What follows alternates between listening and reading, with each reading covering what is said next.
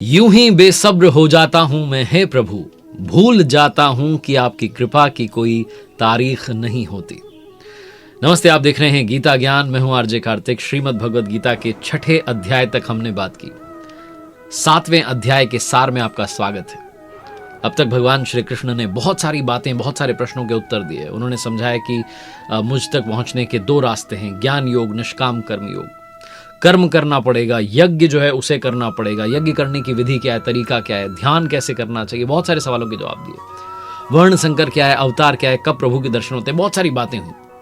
लेकिन 6ठे अध्याय के आखिरी में वो कहते हैं कि मद गते नांतरात्मना, ऐसा योगी जो मुझ में अच्छी प्रकार से स्थित अंतःकरण वाला है, उसे मैं श्रेष्ठ मानता हूं। तो ये अच्छी प्रकार से स्थिति क्या होती है, कहीं कोई कमी ना रह जाए, आप संपूर्ण रूप से जानकारी हासिल कर लें, ये कब होता है।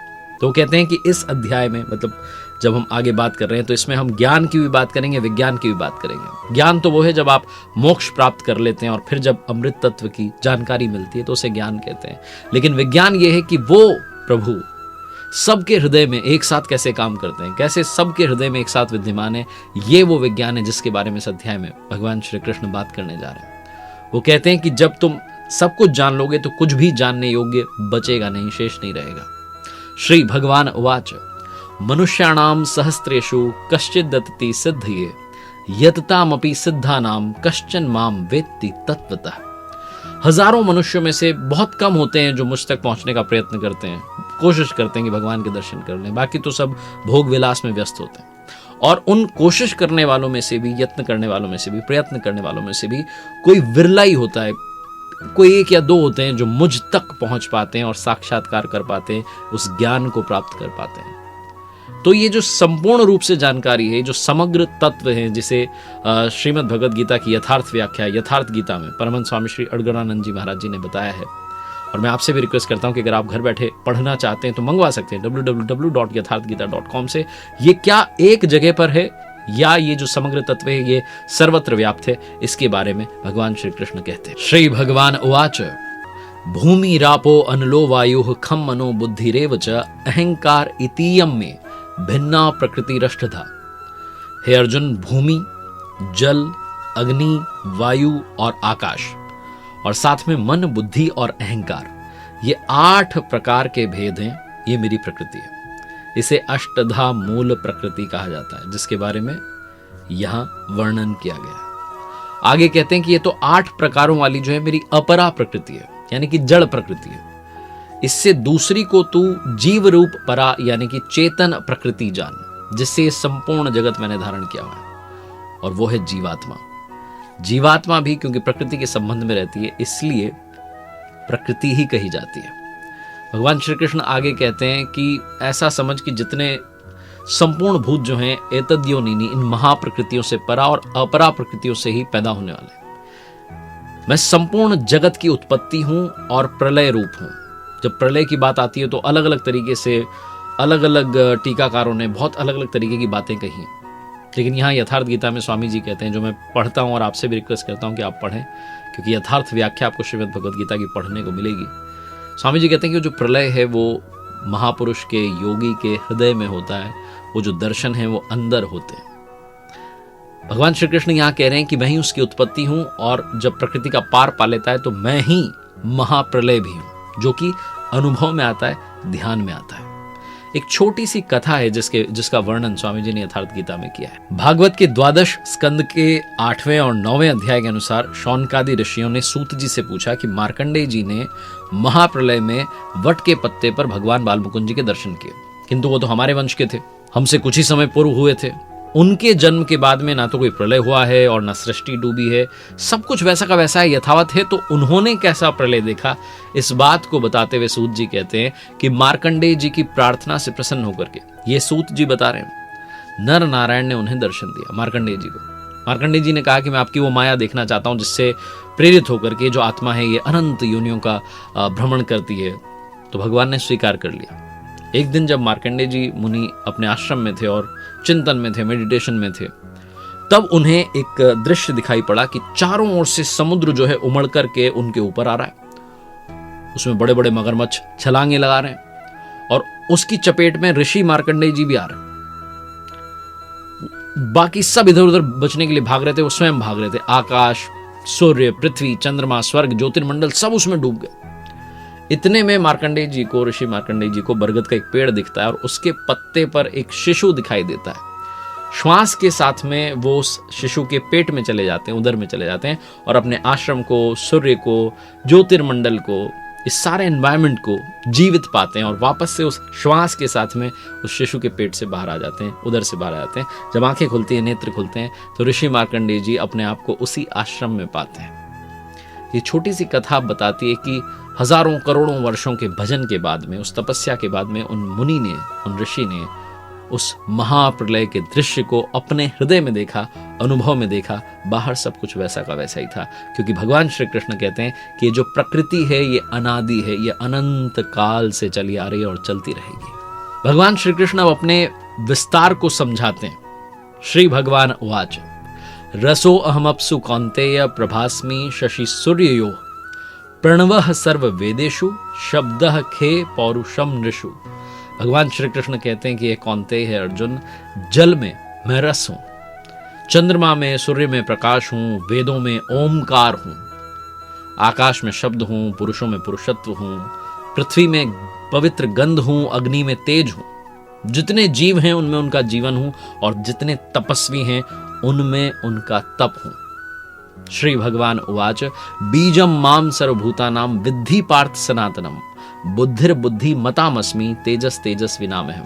भगवान श्री कृष्ण कह रहे हैं कि हे अर्जुन, जितने तो संपूर्ण भूतों का जो कारण है, बीज है, वो मुझे जान। वो कह रहे हैं कि मैं बुद्धिमानों की बुद्धि हूं, तेजस्वियों का तेज हूं। वो कहते हैं कि ये जो प्रकृति है ये 3 गुण वाली है, त्रिगुणात्मक है। इसको डिफाइन करते हैं। श्री भगवान उवाच त्रिभिर गुण मयेर भा वेरे भी सर्वमिदम जगत मोहितम ना भी जानाति मामेभ्यः परमा व्ययम। सात्विक, राजस और तामस, ये जो 3 गुण हैं, इनके ही कार्य से, इनके ही भाव से ये जो सारा जगत है, ये जो सृष्टि है, ये मोहित हो रही। इसलिए लोग मुझे समझ नहीं पाते, क्योंकि इन 3 गुणों से, इस त्रिगुणात्मक प्रकृति से मैं ऊपर हूं। वो ज्ञान की भी बात करते हैं, विज्ञान की भी बात करते हैं। वो कहते हैं कि जब तक भी अंश भी इन गुणों का विद्यमान है, तब तक कोई मुझे जान नहीं पाता। 4 प्रकार के मुझे भजने वाले हैं, ऐसा भगवान श्री कृष्ण बताते हैं और कहते हैं। श्री भगवान उवाच चतुर्विधा भजन्ते माम जनाः सुकृतिनो अर्जुन आर्तो जिज्ञासुरर्थार्थी ज्ञानी च भरतर्षभ। भगवान श्री कृष्ण कहते हैं कि अर्जुन, सुकृतिनः उत्तम यानी कि जो नियत कर्म है, जिसके परिणाम में मोक्ष प्राप्त हो रही है, उसको करने वाले, अर्थार्थी यानी कि सकाम, आर्त यानी कि दुख से छूटने की इच्छा वाले, जिज्ञासु यानी कि दर्शन की इच्छा वाले, जानने की इच्छा वाले, ज्ञानी यानी कि जो प्रवेश की स्थिति में पहुंच चुके हैं, बस पहुंचने वाले हैं। ये जो 4 प्रकार के भक्तजन हैं मुझे भजते हैं। अर्थ का मतलब वो नहीं है जो हम सांसारिक अर्थ, जो हम धन की बात कर लेते हैं। सबसे बड़ा धन है आत्मिक संपत्ति। सांसारिक जो आपकी कामनाएं हैं उनकी पूर्ति करते करते भगवान आपको अपने आप उस संपत्ति की तरफ बढ़ा देते हैं, क्योंकि उन्हें मालूम है कि इतने में मेरा भक्त जो है वो सुखी नहीं होने वाला है। अब जब श्रेय और प्रेय, ये 2 ऐसे शब्द हैं जिनके बारे में बात की गई है। श्रेय और प्रेय, श्रेय यानी कि मुक्ति और प्रेय यानी कि भोग, ये दोनों ही भगवान से मिलते हैं।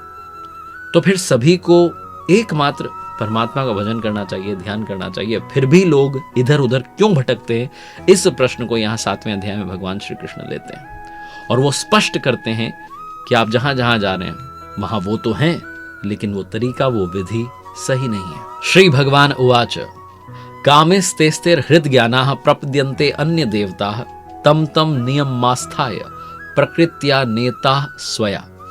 भगवान श्री कृष्ण कह रहे हैं कि कामनाओं ने यानी कि इच्छाओं ने जिनके दिमाग को हर लिया है, हरण कर लिया है, वो मुझसे भिन्न जो बाकी देवता हैं, उनके लिए जो नियम बने हैं, उनकी शरण में चले जाते हैं। ये जो बाकी देवता के बारे में बातें पहली बार श्रीमद् भगवद गीता के 7वें अध्याय में अब आई है। वो कहते हैं, श्री भगवान उवाच यो यो याम याम तनुम भक्तः श्रद्धयार्चितुमिच्छति तस्य तस्याचलाम श्रद्धाम तामेव विदधाम्यहम्। वो कह रहे हैं कि जो जो भक्त जिस जिस देवता के स्वरूप को जिस श्रद्धा के साथ में पूजना चाहता है, मैं उसी देवता के प्रति उसकी श्रद्धा को स्थिर कर देता हूं। मैं स्थिर करता हूं क्योंकि देवता नाम की कोई वस्तु होती तो वो स्थिर करती, लेकिन वो कह रहे हैं कि मैं स्थिर करता हूं। आगे कहते हैं श्री भगवान उवाच अंतवंतु फलम तेषाम तद्भवत्यल्प मेधसाम देवान देव यजो यान्ति मद भक्ता यान्ति मामपि। भगवान श्री कृष्ण कहते हैं कि वो जो अल्प बुद्धि वाले हैं, जो इधर उधर भटके हुए हैं, उनका वो जो फल है वो नाशवान है, क्योंकि वो सिर्फ इच्छा लेकर के गए कि ये काम हो जाए, ये वाला काम हो जाए। वो काम होते ही वो जो इच्छा है, वो जो बात है वो खत्म हो जाएगी। वो अनंत काल का सुख नहीं है, वो क्षणिक है, वो टेम्पररी है, मिलेगा और खत्म हो जाएगा।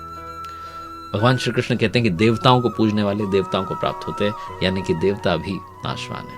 वो कहते हैं कि देवताओं से लेकर के जो जगत है परिवर्तनशील है, मरण धर्मा है, लेकिन जो मेरा भक्त है वो मुझे प्राप्त होता है। जो अव्यक्त है, जिसे व्यक्त नहीं किया जा सकता, उस नैष्ठिकिम परम शांति को प्राप्त होता है। भगवान श्री कृष्ण ने तीसरे चैप्टर में कहा था देवी संपद के बारे में कि ये जो यज्ञ है, इससे देवी संपद की उन्नति करो। देवी संपद का मतलब है ये वो संस्कार हैं जिनको आप अर्जित करेंगे, इकट्ठा करेंगे तो उस जगह तक पहुंचेंगे, उस परम पराकाष्ठा तक पहुंचेंगे जिसे मोक्ष कहा जाता है। देवता जो हैं वो हृदय के अंतराल में जो पुण्य होते हैं, जो सद्गुण होते हैं, उन्हें अर्जित करने का नाम है। ये अंदर की बात है, लेकिन समय के साथ साथ जैसे जैसे समय आगे बढ़ता गया, लोगों ने शास्त्र पढ़ना छोड़ दिया, उनका मतलब समझना छोड़ दिया, तो जो अंदर की वस्तु थी, जो अंदर के गुण जिन्हें देवी संपद कहा गया है, वो बाहर आकर के देवता बन गई। भगवान श्री कृष्ण कहते हैं कि मैं अपनी योग माया से ढका हुआ हूं, इसलिए सबको दिखाई नहीं देता, जिसके बारे में चौथे अध्याय में भी बात की कि मेरा जो जन्म और कर्म है वो अलौकिक है, वो इन चर्म चक्षुओं से, जो आंखें हैं, इनसे दिखाई नहीं देगा। वो जो अवतार है, वो जो प्रलय है, महाप्रलय है, जिसको अनिर्वचनीय कहते हैं, डिस्क्राइब नहीं कर सकते आप, वो स्थिति जो है वो हृदय में आती है, वो उस अनुभव में आपको दृश्य दिखाई देता है। लेकिन भगवान श्री कृष्ण ने यहाँ पर वो जो बाकी देवताओं की बात की है, उससे ये भी समझाना चाहे कि सारी बात अंदर की है, लोगों ने समय के साथ उसे बाहर की बना दिया। भगवान श्री कृष्ण कहते हैं कि मैं अतीत, वर्तमान और भविष्य में होने वाले जितने प्राणी हैं सबको जानता हूं, लेकिन कोई मुझे नहीं जानता। क्यों नहीं जान पाता? इस पर कहते हैं श्री भगवान उवाच इच्छा द्वेष समुत्थेन द्वंद्व मोहेन भारत सर्वभूतानि सम्मोहम सर्गे यान्ति परंतप।